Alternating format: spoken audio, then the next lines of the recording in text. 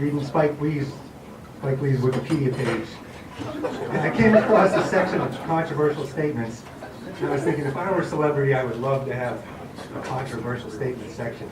And then I started thinking, well, the last 10 years of my life has really been a controversial statement, working on gateway cities and trying to convince people that these are our engines of growth in the future. And there's a reservoir of opportunity there.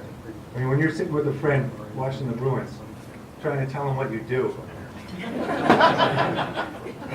it is a controversial statement. And, you know, the problem is I haven't had the data to defend the position. We have said forever that gateway cities have untapped assets and unrealized opportunities, but we've never been able to quantify that. And thanks to a really generous grant from the Barr Foundation, we were able to put together a really talented team.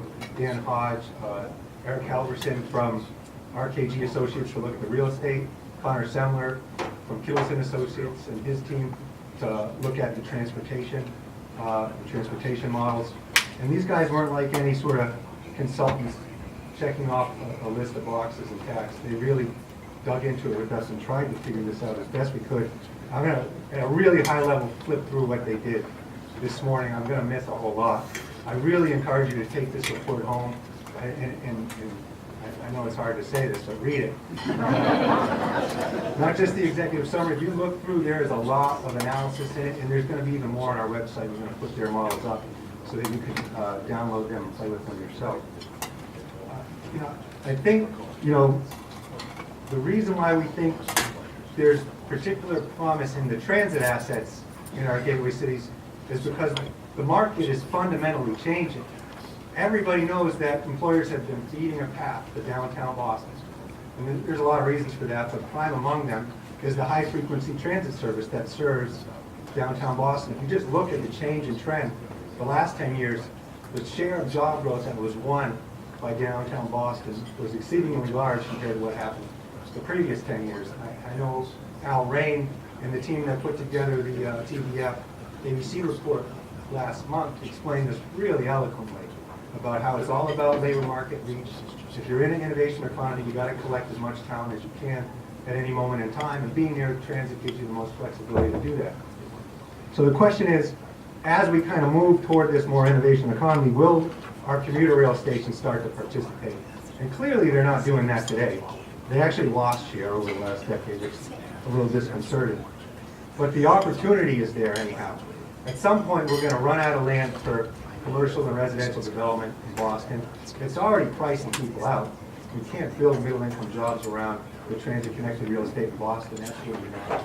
You can't put affordable housing in there. That's a very difficult challenge. I'm sure Crystal will have a lot to say about.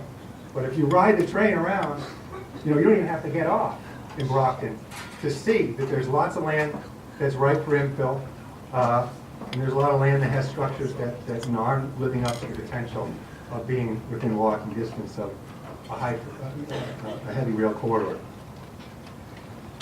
You know, the reason I think the market isn't taking advantage of this sooner is because there's been decades of disinvestment in these areas, and it's led to large concentrations of poverty. And so we got buildings that are just mothballed, historic structures across the street from our transit assets in cities like Pittsburgh that are awaiting some help in order to stimulate activity in these areas and start to take advantage of our transit assets. I think the question for us all is whether the market's going to do that or whether it's going to do something like what I came across the other day, a proposal to take an office park out in Burlington and try and make it more competitive with the seaport by making it more human scale, putting in a park and a patio.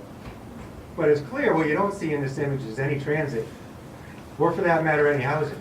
So anybody who's going to work here in the future is going to get on a congested road and probably have to go some great distance to find some place to live that's affordable.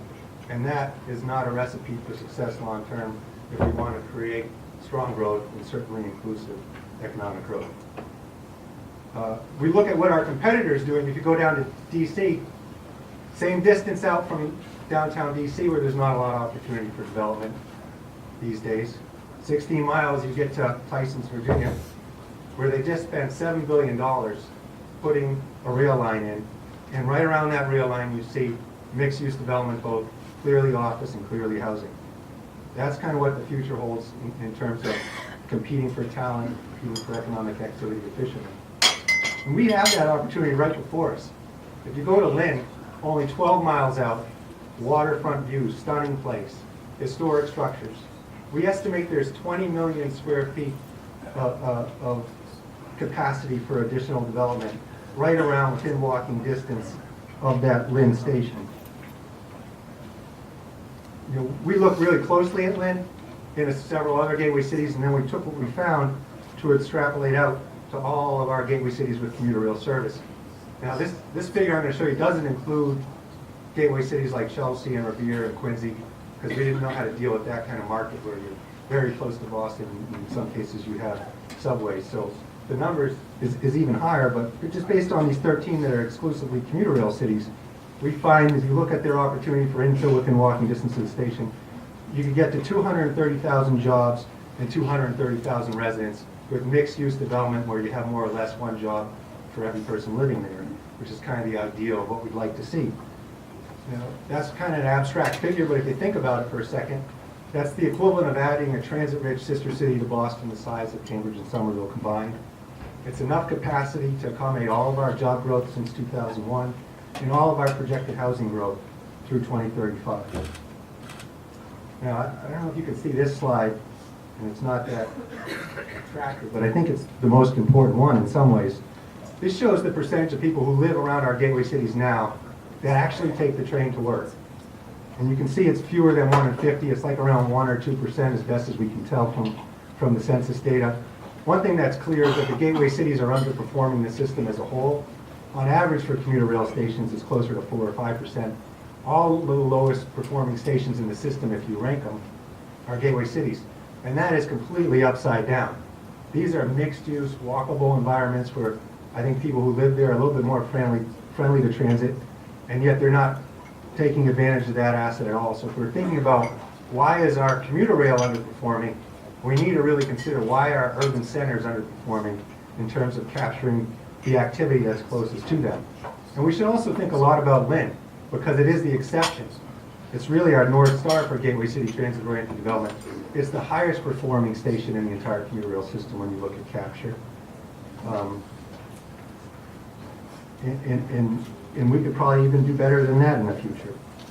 If we did, if we got to our gateway city commuter rail stations contributing at their full potential, we project it would produce an estimated 25,000 additional riders every year for the system and $81 million in additional fare revenue.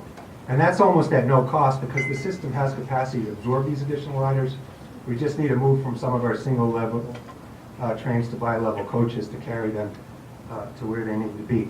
So that's a compelling opportunity. We think that's a conservative ridership estimate. The question, the if, is really about the real estate. Will it get developed? We spend a bunch of time looking at what we could do to make sure that development infill happens around those stations, and it does so in an optimal way. We have some good tools to do this work that I think a lot of you are familiar with and have used, but they're far undercapitalized relative to the job. When we're looking at site readiness funds to acquire land to ensure that it gets built to its optimal potential, when we're looking at incentives for housing development in very weak markets, even our tools for capacity and coordination are quite limited. We need to beef them up a little bit. In terms of the commercial development, we've got some work to do, but there's opportunities there. I think the work CLF has done with the equity fund for mixed-use projects is an opportunity to serve us going forward, and so is the potential of the new opportunity zone tax credits that are coming along. So on the land development side, we think that's a key part of the strategy. We understand that there's lots of talk about regional rail and how we make transportation improvements to unlock the real estate value. And we believe, to begin with, in the near term, we should really consider optimizing or lowering our commuter rail fares. I don't think most people appreciate how expensive it is to get from Worcester to Boston today, or from Fitchburg or Haverhill to Boston. It's really hard to think about a developer putting together a property where they're going to be asking, $1,000 a month, $1,200 a month, maybe even $1,400 a month for a studio apartment. and yet a fare pass is going to be another $330 on top of that. So lowering the fares will help stimulate development, but it's also a critical thing to do just from a pure equity perspective, because the data in this report clearly show that people have been pushed out of transit-rich neighborhoods of Boston to our gateway cities, and they can't afford to get on the transit that would take them back to the city where there's clearly opportunities to earn higher wages. So from an equity perspective, lowering fares will help us. From a development perspective, lowering fares will help us. I just want to conclude with some of the reasons why we think a gateway city TOD strategy is really promising economic development policy. First, from an environmental perspective, if we're serious about our commitments to greenhouse gas reduction, moving growth into these areas will make a big difference. We project it would produce an estimated $126 million annually in avoided carbon. If we began to price carbon, as many have proposed, we could use that savings to lower the fares so the MBTA doesn't have to take the hit of good environmental policy. The growth benefits, though, we think are particularly important for us to consider and talk about. We spent a lot of time reading spatial economics and how innovation economies grow, what kind of nodes develop within them. And there's kind of two postures they can take. One is what economists call an agglomeration cloud hanging over everything. When you get that, all the activity gets sucked into the core. All the investment, all the talent, all the entrepreneurial action. And that's kind of what we become familiar with. But it's not the only way things could play out. There's also an idea of borrowed city size where you have a large center, but it's functionally connected to smaller satellite cities all around it. And so they exchange R&D. The smaller cities can borrow the global relationships. They get some of the talent. It's not a one-way street when it comes to talent. All that is contingent upon good development patterns and good transportation service. And we think that is sort of eminently achievable for us. If we move to that kind of posture, entire regions in the state would benefit from the activity that's going on in Boston, and growth would surely be more inclusive because the jobs and opportunity would be within proximity to people who can't afford a large transportation budget, and it would be much more easier for them to get to work. On top of that, we have more housing. If the market continues to evade our gateway cities, we're not going to produce as much housing as we otherwise would. If we don't produce housing, I think we all know the economy is not going to grow.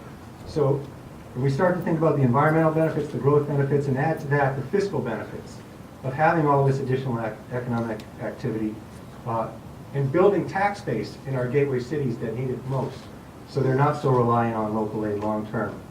I think that is a really compelling picture and something that we would want to pursue.